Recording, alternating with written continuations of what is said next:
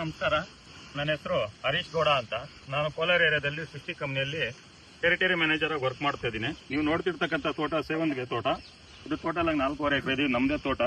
ನಾನು ಲಾಸ್ಟ್ ಇದೇ ತೋಟದ್ದು ನಮ್ಮದೇ ಕಂಪ್ನಿ ಪ್ರಾಡಕ್ಟ್ ಆದಂತ ಮೈಕ್ರೋ ಶೂರು ಮತ್ತೆ APP ನ ಯೂಸ್ ಮಾಡೋದ್ರಿಂದ ಏನೆಲ್ಲ ಉಪಯೋಗ ಇದೆ ಅಂತ ಹೇಳ್ಬಿಟ್ಟು ತಿಳಿಸ್ಕೊಟ್ಟಿದೆ.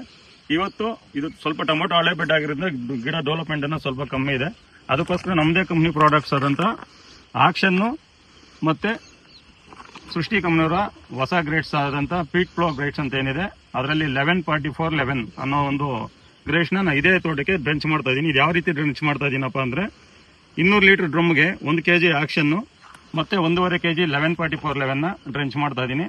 ಇವೆರಡೂ ಪ್ರಾಡಕ್ಟ್ ನ ಡ್ರೆಂಚ್ ಮಾಡೋದ್ರಿಂದ ಏನಪ್ಪ ಉಪಯೋಗ ಇದೆ ಅಂದ್ರೆ, ಆಕ್ಷನ್ ಡ್ರೆಂಚ್ ಮಾಡೋದ್ರಿಂದ ನಿಮ್ಗೆ ಗಿಡದಲ್ಲಿ ಬಿಳಿ ಬೇರೆ ಅನ್ನೋದು ತುಂಬಾ ಚೆನ್ನಾಗಿ ಡೆವಲಪ್ಮೆಂಟ್ ಬರುತ್ತೆ. ಬಿಳಿ ಬೇರೆ ಅನ್ನೋದು ಯಾವಾಗ ಡೆವಲಪ್ಮೆಂಟ್ ಬರುತ್ತೆ ಅವಾಗ ಗಿಡ ಗ್ರೋತ್ ಅನ್ನೋದು ಆಟೋಮೆಟಿಕ್ ಆಗಿ ಚೆನ್ನಾಗಿ ಬರುತ್ತೆ. ಸೊ ಅದ್ರ ಜೊತೆಗೆ 114411 ಮಿಕ್ಸ್ ಮಾಡಿ ಡ್ರೆಂಚ್ ಮಾಡ್ತಾ ಇರೋದ್ರಿಂದ ಈ 114411 ಡ್ರೆಂಚ್ ಮಾಡೋದ್ರಿಂದ ಇದರಲ್ಲಿ ಒಂದು ಹೊಸ ಟೆಕ್ನಾಲಜಿನ ಆಡ್ ಮಾಡಿದೀವಿ. ಹೊಸ ಟೆಕ್ನಾಲಜಿ ಏನಪ್ಪಾ ಅಂದ್ರೆ ನೆಕ್ಸ್ಟ್ ವಿಡಿಯೋದಲ್ಲಿ ನಿಮ್ಗೆ ಈ ಗಿಡದ ಒಂದು ಡೆವಲಪ್ಮೆಂಟ್ ಚೆನ್ನಾಗಿ ಬಂದಿರುತ್ತಲ್ಲ ಅದನ್ನ ತೋರಿಸಿ ನಿಮ್ಗೆ ಎಕ್ಸ್ಪ್ಲೈನ್ ಮಾಡ್ತೀನಿ. ಈ 114411 ನ ಯೂಸ್ ಮಾಡೋದ್ರಿಂದ ಗಿಡದ ಕಾಂಡ ಏನಿದೆ, ಕಾಂಡ ತುಂಬಾ ದಪ್ಪವಾಗಿ ಚೆನ್ನಾಗಿ ಬರುತ್ತೆ, ಮತ್ತೆ ಎಲೆ ತುಂಬಾ ಅಗಲವಾಗಿ ಬರುತ್ತೆ, ಮತ್ತೆ ಸೈಡ್ ಬ್ರಾಂಚಸ್ ಏನಿದೆ ಅದು ತುಂಬಾ ಒಂದು ಚೆನ್ನಾಗಿ ಬರುತ್ತೆ.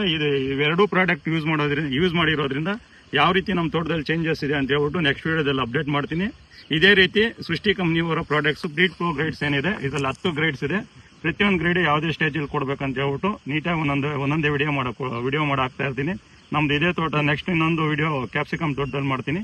ಮತ್ತೆ ಇನ್ನೊಂದು ಸೆಂಟಲ್ ಒಂದು ತೋಟ ಇದೆ, ಅದಕ್ಕೂ ಸಹ ಸೇಮ್ ಪೀಟ್ ಫ್ಲೋ ಗ್ರೇಡ್ಸ್ ಏನಿದೆ ಅದನ್ನೇ ಯೂಸ್ ಮಾಡಿದೀನಿ. ಆ ತೋಟದ ಒಂದು ವಿಡಿಯೋ ಮಾಡಿ ತೋರಿಸ್ಕೊಡ್ತೀನಿ. ಧನ್ಯವಾದಗಳು. ಎಲ್ಲ ರೈತ ಬಾಂಧವರು ಸೃಷ್ಟಿ ಕಂಪ್ನಿಯವರ ಪೀಟ್ ಫ್ಲೋ ಗ್ರೇಡ್ಸ್ ಏನಿದೆ ಇದನ್ನ ಯೂಸ್ ಮಾಡಿ ಉತ್ತಮ ರೀತಿ ಬೆಳೆ ತಗೋಬೇಕಂತ ಹೇಳ್ಬಿಟ್ಟು ತಮ್ಮಲ್ಲಿ ಮನವಿ ಮಾಡ್ಕೊಳ್ತೀನಿ. ಧನ್ಯವಾದಗಳು.